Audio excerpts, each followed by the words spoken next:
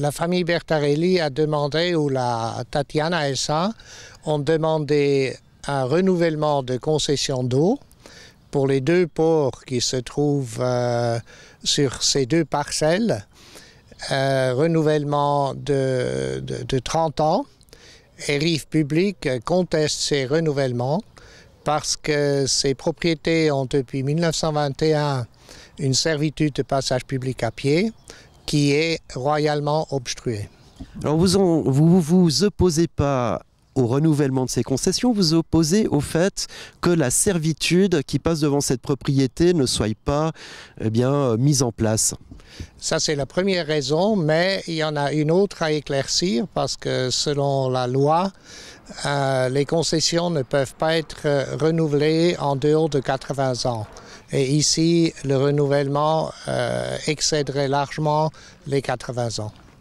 Actuellement, le canton, la commune et les propriétaires de cette villa se renvoient la balle, chacun disant que c'est à l'autre de régler cette situation. Oui, c'est magnifique parce qu'avec ces articles de presse suite à notre communiqué, on a obtenu des confirmations d'abord du côté de Grand sur Céligny, où le syndic dit que c'est le canton qui doit s'occuper des concessions et des servitudes. Et du côté Nyon, c'est Madame Frémaux-Canton qui dit il ne faut pas toucher les zones sensibles, c'est le canton qui doit faire une planification générale, mais elle devrait savoir qu'il y a un plan directeur des rives qui existe depuis environ 2000, qui classe très clairement les réserves naturelles, et Tatiana ne fait pas partie d'une zone classée comme réserve naturelle.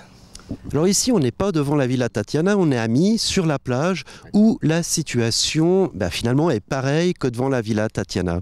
Elle est presque pire, parce que ce mur qu'on voit ici au fond, jusqu'à l'autre bout de la commune, il y a une quinzaine de propriétés qui sont tous grevées d'une servitude de passage public à pied. Et le propriétaire à l'extrémité a demandé aussi un renouvellement.